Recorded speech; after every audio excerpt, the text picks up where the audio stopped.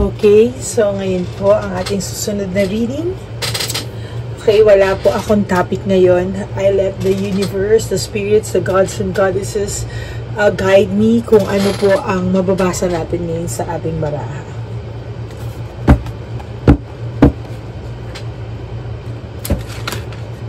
So yung title po natin ay wala pa po akong title. So, depende po yung title natin sa ating magiging reading ngayon. Okay.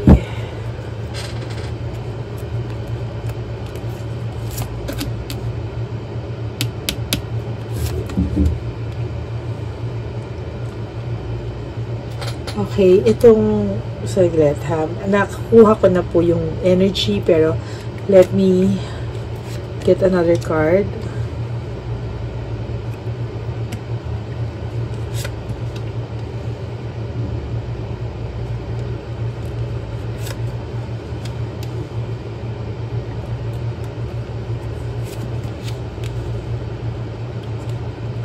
Okay, itong taong pong ito na nakikita ko, no, ay mahal ka po. Pero,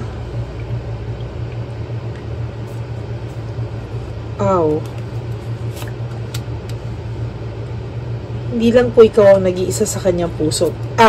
Sa buhay niya, sorry. Ano? Okay. So, nakikita ko po dito ngayon sa ating barahan na itong taong to ay ikaw ang laman ang puso niya, mahal ka niya, may pagmamahal siya sa'yo, no? Pero medyo may conflicts po siya. Parang new feelings, avoiding conflicts, control and defense, sharing generosity and charity. Okay.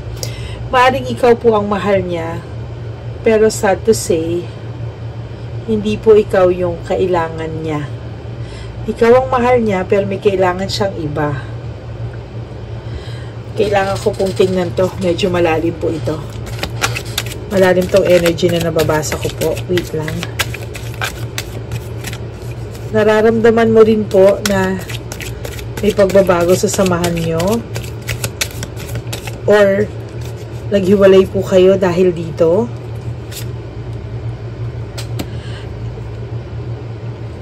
Okay. Ito pong karelasyon niyang isa or hindi niya man karelasyon, maaaring ito ay ka-fling niya or hindi po seryosohan, pero itong taong to po ay binibigay ang kanyang mga pangangailangan.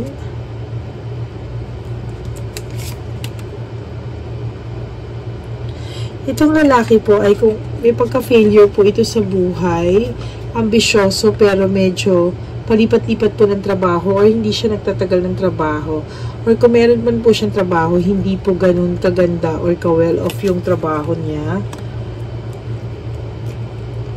Ikaw po, binibigay mo rin lahat pero mas nagbibigay din po yung isa.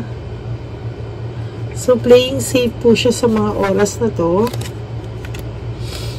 Ikaw yung mahal niya pero nabubulagan po siya. Parang may reading ako isang ganito. Malapit po sa reading ko nun. Pero ito po ay meron siyang separation kayo ngayon. Ayan. Delayed success, separation. Ito po ang the sun, no? In reverse po kasi. Kaya may separation, may mga problems po. May failure po ito, reversal failure, no? So, pakiramdam nyo po kahit anong gawin nyo sa taong to, hindi siya magiging kontento sa inyo. Ikaw naman po, ikaw yung mahilig, ikaw yung hindi mahilig. I mean, ikaw lagi yung nakakasolve ng mga problema, overcoming challenges. May pagka-leader ka rin po sa mga bagay-bagay in a good way. Okay?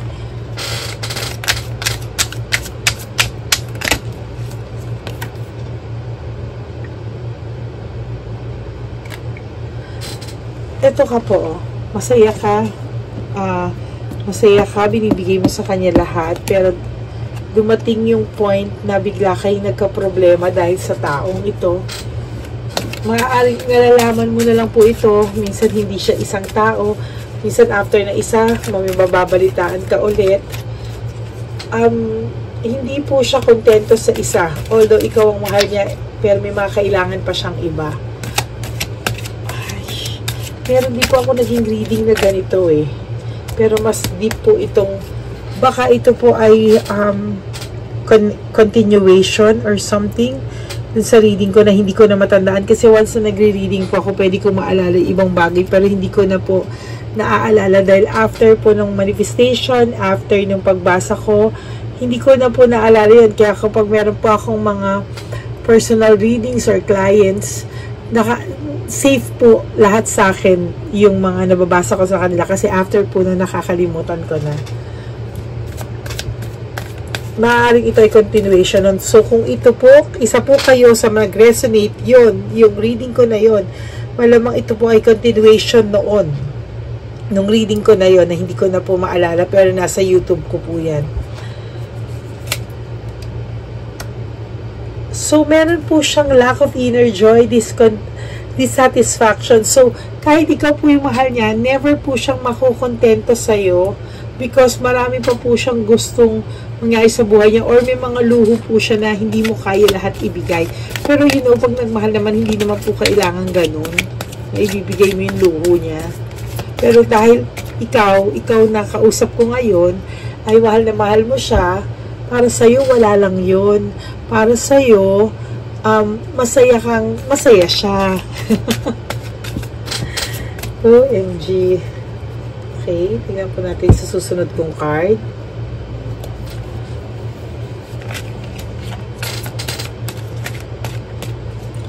Happiness po kasi sa'yo ang pagmamahal sa taong mahal mo. Pero yun nga lang, masakit naman isipin na yung mahal mo may mahal na. Ikaw yung pinakamatatag sa lahat, no? Ilang beses na rin ito iniwanan, pero ikaw parang nagtitiis ka pa rin at umaasa na one day magbabago siya.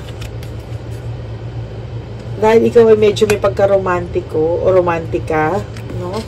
So, you're hopeful sa mga bagay-bagay. Tingnan natin. Nag-hope ka, kaya ang tagal mong nag-antay sa taong ito.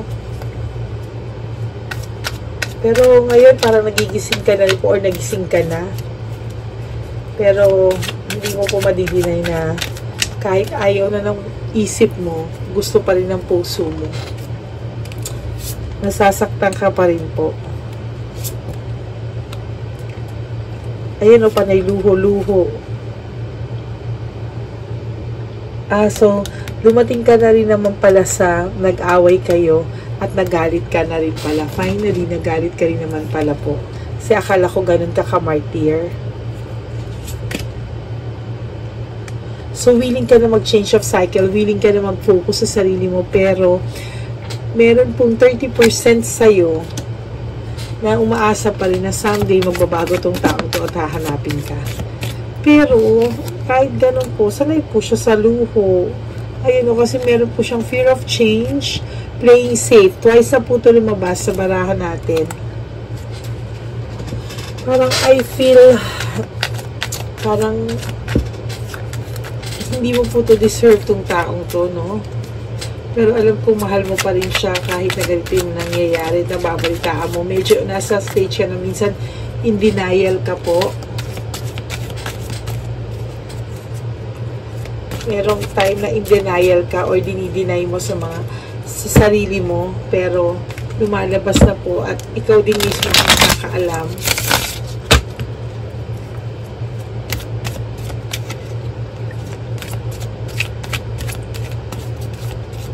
Alam niya sa sarili niya po na mali eh.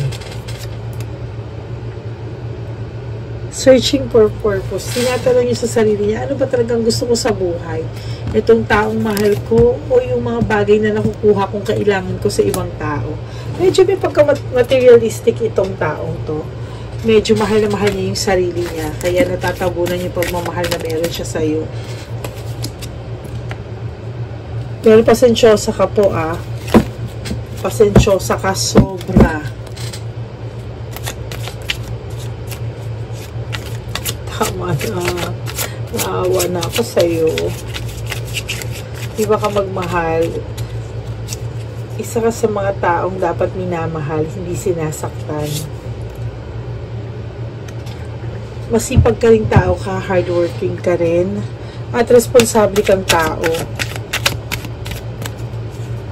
At hindi ka basta-basta madaling sumuko. Pumasa ka na magkakaroon kayo ng new beginnings. Itong tao tong impulsive to. Pero dumating rin sa ayan o, umaasa ka din, pero part of you or half of you nag-give up na. Nag-give up na. Okay? Hindi ka pa 100% na nag-give up, pero pagod ka na. Alam mo sa sarili mo, napagod ka na at umayaw ka na, pero sad to say, hindi ko alam kung hindi mo alam, pero 30% of you or your heart, umaasa pa rin na someday, magbabago siya at marirealize niya yung worth mo. Pero sa ngayon po, kahit mahal ka niya, marami pa siyang gustong, marami pa po siyang gustong makuha na hindi mo po kaya, o hindi mo po na ibibigay sa kanya. Hindi po sa kanya enough yung pagmamahal lang, no? Hindi po enough sa kanya yung pagmamahal lang.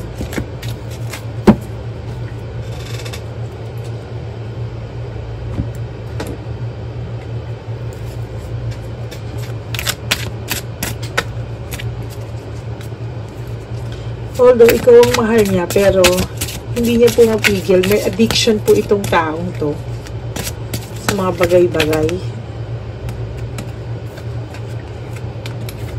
It is all too much. I don't understand. Ito po yung sinasabi mo sa sarili mo na sobrang na hindi ko na naiintindihan yung sarili ko.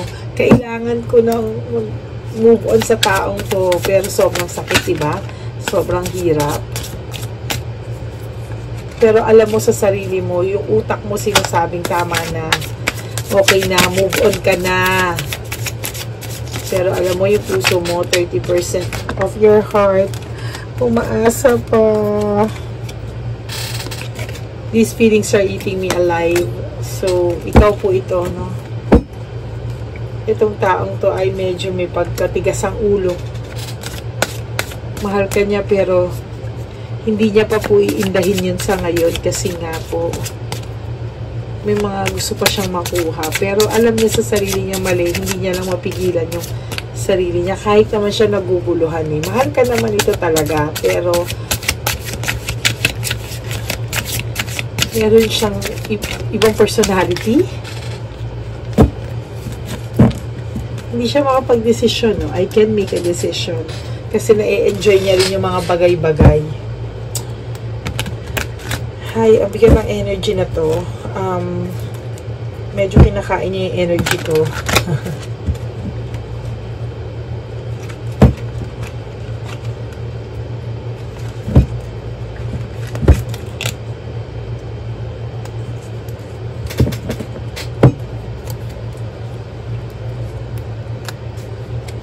Pag kinakain ko yung energy ko, parang minsan parang feeling mo hilong-hilo ka na, nalasing ka na.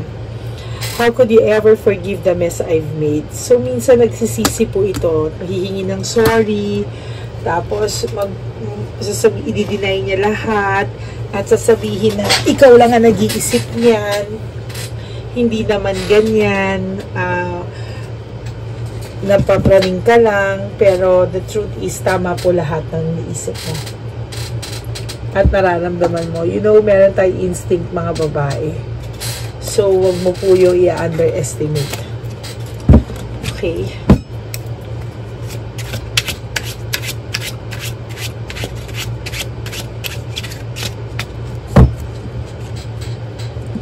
Universe, spirits, please help me. Please help me to read this reading para hindi nabigyan natin ng help itong taong itong nag-iisip, nanghihingi ng sabi. Okay. So, itong taong to, hindi rin naman siya ganun kabato, no? Nasasaktan din siya. At saka, masaya siya na kapag nakukuha niya yung mga bagay niya, gusto niya nandyan ka lang. Kasi parang sinasabi niya sa sarili niya na ikaw naman yung mahal ko. Parang sa kanya, hindi naman siya seryoso sa mga taong yun. Pero it's just unfair na hindi siya makontento sa mga bagay-bagay. Ayan o, ikaw talaga mahal nito. Mahal ka talaga nito. Pero, anong klaseng pagmamahal ito? Kung mahal ka nga niya, pero iba naman ang kailangan niya. Hindi siya nakokontento sa ano lang ang kaya mong ibigay. The Tower. Darating ang araw, sinasabi ko sa iyo, magka-crash ang mundo nito. Babalik sa kanya lahat ng mga ginagawa niyang hindi tama. Darating ang araw, babalikan siya nitong mga to. At yun ang pinakamasakit. Dahil ang araw na yun, gising ka na. At maaaring yung araw na yun, baka meron ka ng ibang binigyan ng atensyon at naka-move on ka na.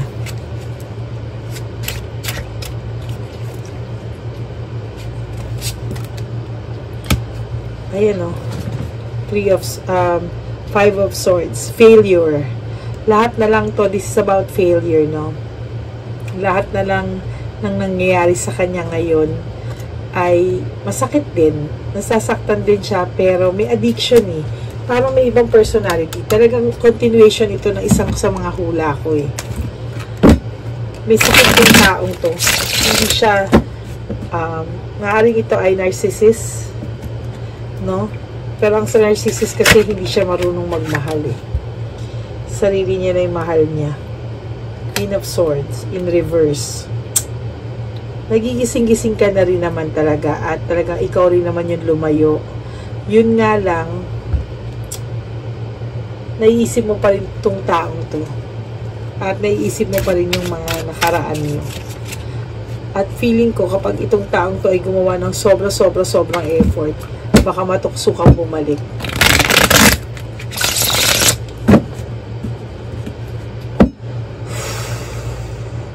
Medyo toxic tong taong to.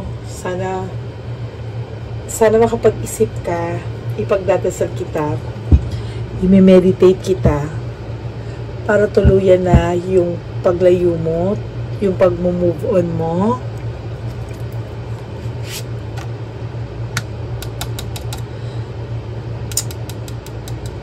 Ay, 7 of Pentacles in reverse. In reverse po, kaya hindi maganda to.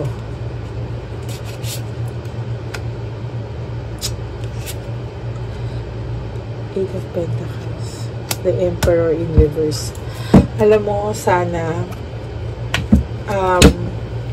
tuloy-tuloy ka lang din, ano? Kasi mahal ka niya, nandun na ako, mahal ka niya. Pero love is not enough. Hindi kaya yun, pasiyahin ka. Because alam mo, kahit na ikaw yung seryosohan, ikaw inuuwian, pero hindi naman ikaw lang, may mga ka-fling siyang iba. I don't think you deserve this kind of love.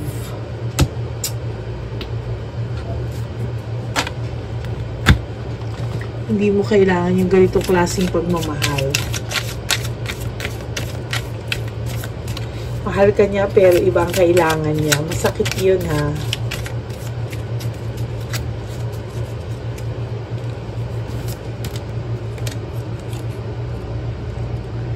Ikaw yung parang delivery, parang lahat na lang ginagawa mo sa sarili mo ngayon, sa trabaho, sa ibang bagay, para lang makalimutan tong taong to. So, tuloy mo lang yan. Tuloy mo lang yan. So many things remind me of you. Ito ang pinakakalaban mo. Kasi since mahal ka rin naman niya, marami rin kayo memories na maganda. At pag magkasama kayo, nararamdaman mo rin.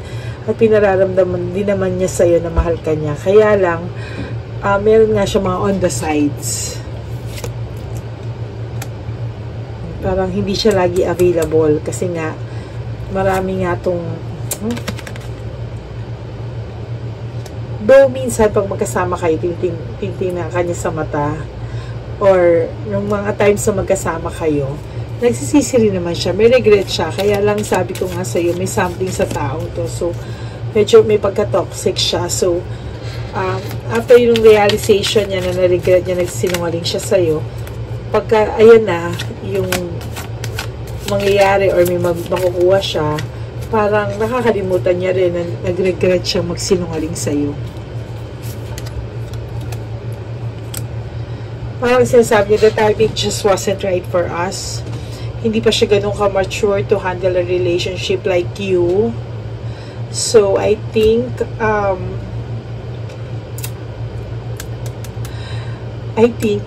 to be honest with you, this toxic relationship, makakasama siya sa'yo.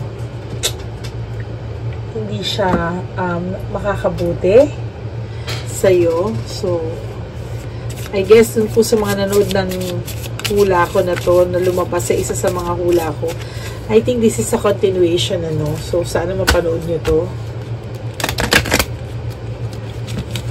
Hindi ko po maalala kung saang reading yun. Basta, naaalala ko lang na may something na similar sa hulang to. So, kailangan balansehin mo daw yung mga bagay-bagay sa buhay mo. Hindi lahat ay pagmamahal, diba? Minsan, you also have to be practical kung ikaw naman ay nasasaktan na.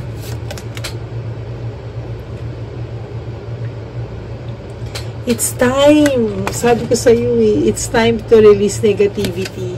So, sana, unti-unti mong matanggap sa sarili mo, no, na it's about time na you focus on yourself and release mo na yung negativity sa buhay mo. Hindi lang siya ang lalaki sa mundo. Although, alam ko, hindi naman lahat pwede natin mahalin. Hindi natin mapipili kung sino yung mga taong mahal natin. Pero yung mahalin mo yung sarili mo, kayang-kaya mong piliin yun. And it's time to take action. This is the right time to take action. Dumiretso ka na. Huwag ka nang mag-look behind you, no? Kasi hindi pagbabago tong taong to sa ngayon. You are good enough, diba? You are good enough daw. So, I don't think magbabago pa tong taong to sa ngayon because he's really immature handling a relationship. And a time for healing, sabi niya. You have to heal. Ito na yung sinasabi ko, you have to heal.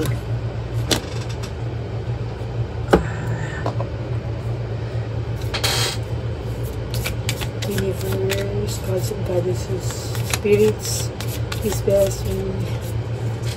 Para matulungan ko itong taong kung binabasahan ko ngayon.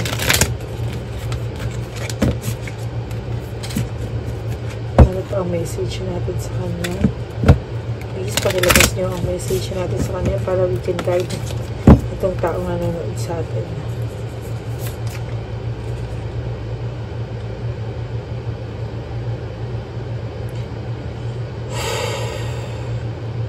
Huwag mo na daw ulit-ulitin sa isip mo yung mga good memories nyo. Ang isipin mo ngayon, yung mga times na nasaktan ka nitong taong mahal ka, pero iba ang kailangan.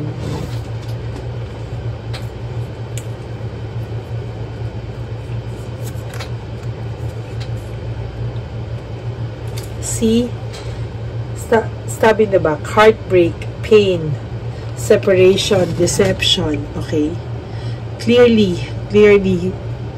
tingnan mo, heartbreak, addiction, heartbreak, pain, deception, ayan no. Ito lang ang gagawin mo sa sarili mo kung patuloy mo tong pipiliin. Again, this is a general reading. Hindi po ito mag-resonate sa lahat. But if this reading resonates po sa inyo, please like, subscribe, and comment down below. I would really appreciate na nakakabasa po ako ng mga comments from you, na you talk to me, you get my energy, and I get your energy para po matulungan ko kayo, no? So, minsan po kasi pag sobrang dami ng comments na nababasa ko, nakukuha ko po yung energy nyo, at yun po yung minsan na pupunta sa instinct ko na gawing reading, no? So, ito po ay energy ng mga taong nabasa ko ngayong gabi sa mga readings ko din po. So, Siguro kaya naging continuation ito ng isa sa mga reading ko because siguro meron nag-resonate sa aking comment na na-touch ako or nakuha ko yung energy niya. So, baka kaya naging continuation ito ng reading ko sa kanya. O dun sa mga taong nag-resonate po sa reading. Nag-resonate sa kanila yung reading ko. Okay. Please also pray for me, no? Para po mas maging maganda pa po ang ating readings. Again, ayan po, lahat ng mga baraha ko ay nilalagyan ko ng meaning para mapakita ko sa inyo na this is not lokohan. Binabasa ko po ang mga readings at may mga meanings po ito. And hindi ko po kayo mga kilala, no? Pero ito po yung mga readings na nababasa ko based sa spirit guidance ng spirits, universe, and earth natin, and lahat po. So, Jesus help me, mag-guide sila through this. Use me as an instrument para mabigyan natin po sila ng guidance. Okay, if ito po ay nag-resonate sa inyo, one of these days I will do a live reading, no? Question and answer, questionable. A question na po natin is isang tanong, isang sasagutin ko po kayo. We'll schedule that one of these days. Medyo busy lang po ako. But I'll try to make it a habit na magbasa po ng free readings para sa inyong lahat na sumusuporta sa aking channel at nangangailangan ng signs and guidance sa sitwasyon nyo ngayon. So if you like this video, please like and subscribe and comment down below for me to get each other's energy. Thank you so much po, and I am Lady Elena, and may God bless us all. Thank you.